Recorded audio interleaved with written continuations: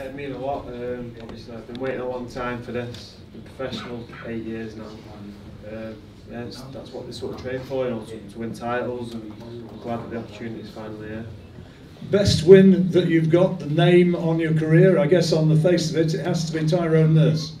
Yeah, Tyrone Nurse, obviously my only defeats to him, and then I've avenged the defeat, so yeah, it's like I say again, it's my best win by far, really. Tell us a bit about yourself and how you got into boxing. Why boxing as a career? Just as a kid, you know, a load of energy. I just tried every sport really, and boxing was the one that, you know, I was the best at really. And yeah, that's what came from there. I was 9 when I started, and then turned professional when I was 20. When did you start to realise you were actually pretty good at it? Probably about 15. I started winning, you know, area titles as far as an amateur, and then when I got to 19, 20, doing well on the ABAs, and then thought I'll give it a go as a professional. Tell us about your thoughts about Chris as a fighter, because I'm sure you know he's had televised performances, so you've had many opportunities to sit and work out what your tactics are likely to be.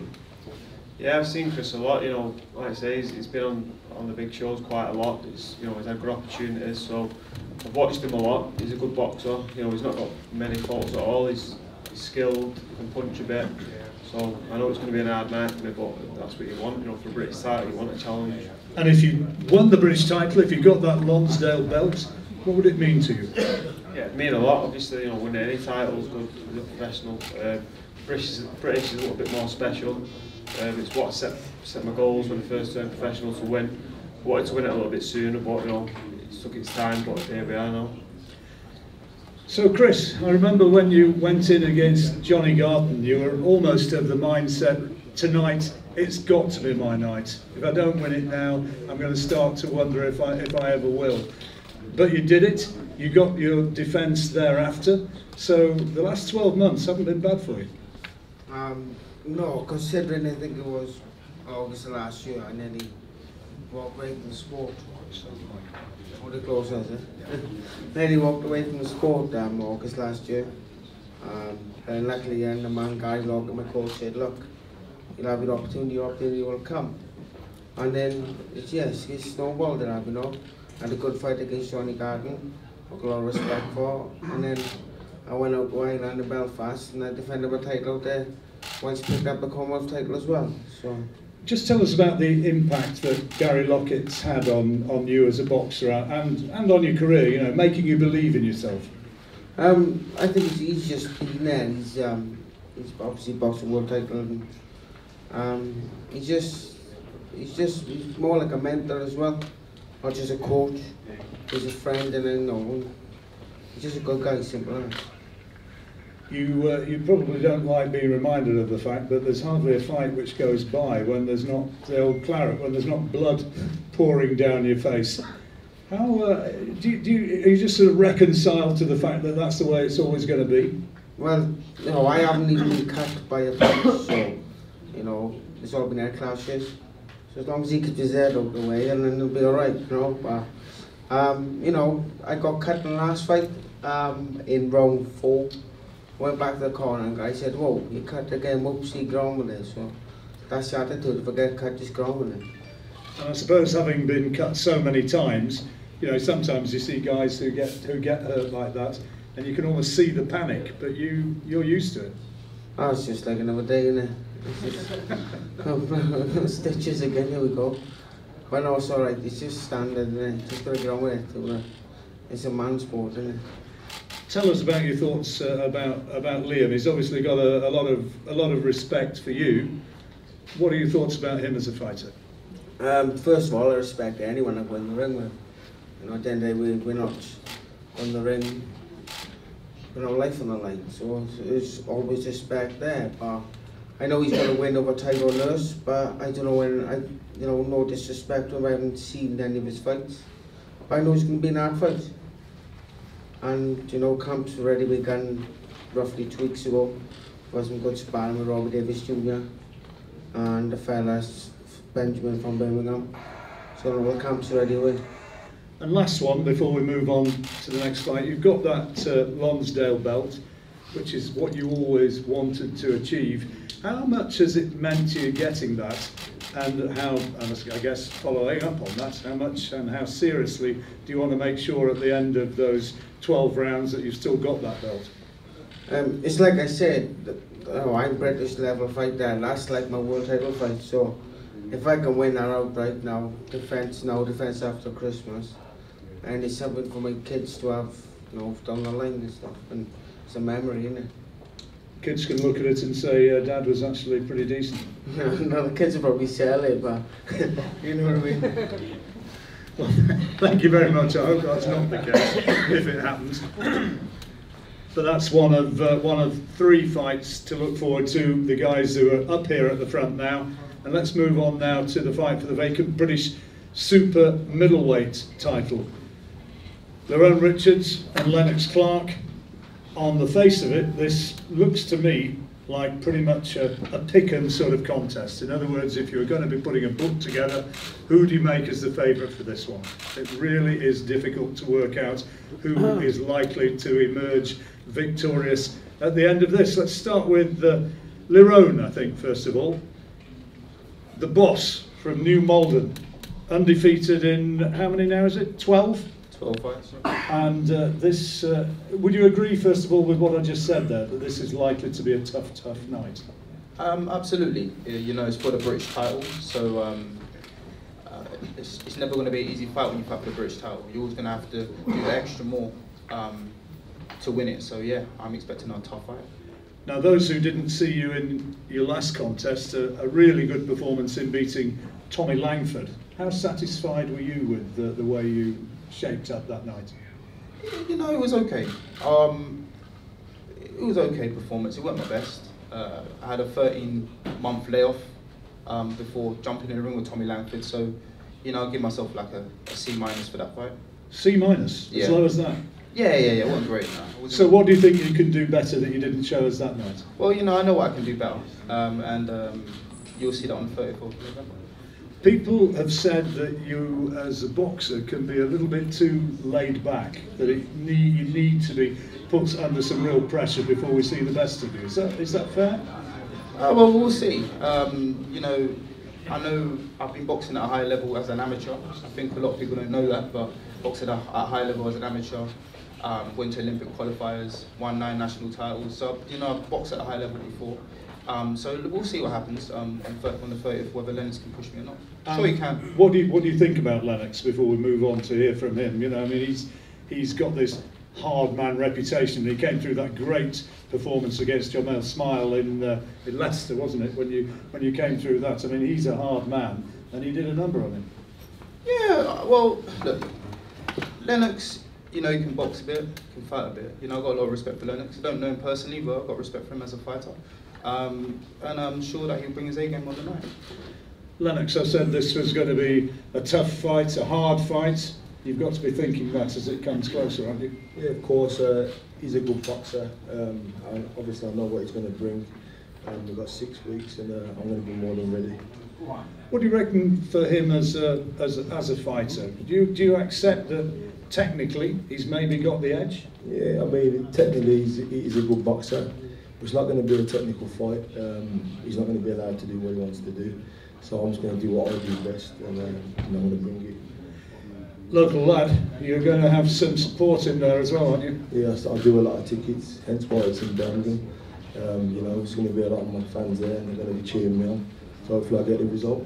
What does it mean to you to be one of the headline acts on a show such as this in Birmingham, which is so close to your heart, being a local man? Yeah, well, it's a massive opportunity against the top opponent. So when I pull it off, it'll be a big statement. So what can he look forward to? He's here. Tell him what he can look forward to on the night. I don't want you to show him, but you know, just give us a little bit of a sneak preview. We'll have to wait and see. We'll have to wait and see. But I'm going to be there to win. You're not going to be pussyfooting around. It's not going to be a sort of gentle fight. Well, you know, obviously you know what I bring. He knows what I bring, and I know what he brings. So we'll see. I've said it's a level one, difficult for the bookies to separate them, I suspect. What do you say to that? I don't know what to say, Mike. You say it again. Well, do you think you're the favourite? Of course, in my mind, of course I'm the favourite. I'm here to win, so I'm a top contender, so yeah, I am. And if you won the British title, what would it mean? I mean, everything in front of Birmingham, in front of all my supporters and against Laurent, it's a big statement. And likewise, I guess for you to get that belt's an important one. Absolutely. Look, I'm a Commonwealth champion now. I'm going to be putting that Commonwealth title on the line as well as the British. Well, as we'll fight for the vacant British title. And yeah, I'm very confident in my ability. Like I always say, it's all about the skills, and I have that in abundance. So you'll see that on the night. The third of our fights up here is for the British Super Featherweight title. And this is one which has been talked about seemingly for an awful long time now, but it's finally going to happen. Sam BOWEN, undefeated from Ibstock in Leicestershire, up against Anthony CACACE from Belfast, with just one defeat on his record against Martin Ward, and I know he doesn't think that he lost that fight. Big fight, this one. Let's start with you, Anthony. I mean, as I say, this has been talked about for a long time, and you've had ample opportunity to study Sam and see what he's all about. Yeah, well, it was meant to happen twice before, you know, like once in London, once in Falls Park, Belfast, and that's happening here. Yeah, I've watched him, I know what he brings to the table, I know he's a good fighter, a lot of respect for him, you know. He has got the reputation within boxing of being a really hard man. Yeah, well, you can just tell by his style, you know, he loves the wheel forward, you know what I mean? I can do both, you know, just got to see what happens, you know. What's the key to beating him? You're not going to stand in front of him and try and slug it out, I think, or are you? I don't want to say now, like, but the thing is, I can box southpaw, orthodox, I can move, I can fight, you know. Can he do that? We're just going to have to wait and see, really, you know. And you have on your record got a pretty good-looking win, a stoppage win against another come-forward fighter, maybe not as good as Sam, but decent fighter in Ronnie Clark. Yeah, well, that was 4 years ago. My career seems to have went a wee bit stale over the last couple of years. I'm buzzing for this opportunity, you know. There's not many people that want to fight me, and I can't get the opportunities, and I'm mandatory now to fight Sam. I know he's a good fighter, and I know he's got all the makings of a good fight. Belfast, a real fight city. Are you going to be bringing a few over to cheer you on? Yeah, well, hopefully, you know. I always have fans at every fight, so we're going to see what happens. It's a tough time of year, you know what I mean, coming up to Christmas and stuff, but we'll see what happens. And Sam, champion, undefeated, proud champion. What about this fellow, Anthony? How do you rate him? There's no denying he's a great fighter. I went with my dad to watch him when he boxed Martin Ward. That was a good fight. Because I thought at the time potentially I was going to box either one of those, because I was mandatory next to box with the British. Yeah, he's definitely a good lad. People can't say, oh, I'm fighting someone rubbish to defend my title. He's a top fighter, and I'm excited for it. It's going to be a good fight. Did you think he got a raw deal that night? Did you think he won that fight? Personally, no. I thought the fight was a bit, in some respects, it was like not overly that active fight. Martin Ward just did what he does, picked a move, and CACACE didn't really, in my opinion, didn't come forward enough to get it. Like I said, it was a good fight, it was close in some respects. I think after my dad ran photos with him in the change room. I mean, it was a good fight, and I never got to box Martin Ward after that. And then I obviously was mandatory, and I boxed. Who did I box from? Macquarie. No, that's Maxie Hughes. Yeah, that's when you won the title. Yeah. I mean, you've not been, I guess, perhaps quite as busy as you'd have wished. No, ideally, I want to be a lot more busy than what I've been. I was supposed to box in August. I was injured. I was sick with work, so I couldn't work and I couldn't train. I thought, I'm not going to go there and get beat, because it would have beat me if I weren't prepped right. Like I say, I'm not going to deny that, so I want to be on my best game. I'm not going to fight injured. So. Have you thought at some point that you're going to have to go full time? That you've got to say, this is what I do for a living, and boxing is it? Yeah, well, I am full time now. You have made that decision. I'm done at work. Okay, all right. Well, that's when did you come to that decision? Only a couple of weeks ago. I thought it's coming to the point now. I've got dates and got to start fullback training, and I'm due to go back to work But I just thought, I've just got better. Why would I want to? I'm just going to be back in the rut I was in. My body's going to not be recovering because I'm working. They're not small shifts. They're like 10-hour days and then 11 hours where you break. I just thought, I've got a tough fight coming up. At the end of the day, I can always get another job if shit hits the fan after. So. I know you don't want to be looking past Anthony, and I guess you'd say it's disrespectful to do so. But both of you must recognise that there's so much talent in your division at the moment. There's some really big fights out there. Yeah, there's a lot of good fighters out there. I mean, I'll be loaded if I get to fight all of them. But at the end of the day, I can only fight who's put in front of me. The first one is I'm just concentrating on beating Anthony CACACE. No point in me saying, oh, I'm looking at Zelf, I'm looking at this, and you know what I mean? Yeah, and I guess the same question for you as well. I mean, there are some terrific fighters out there, Sharp, Zelfa Barrett, and other names as well. Yeah, Sam, I would love to fight them all, but you know, this for me is the toughest fight, and I'm fully concentrated on this. But it's always good that there's Zelfa, there's Sharp there, because there's always money and there's always fights. So. Where's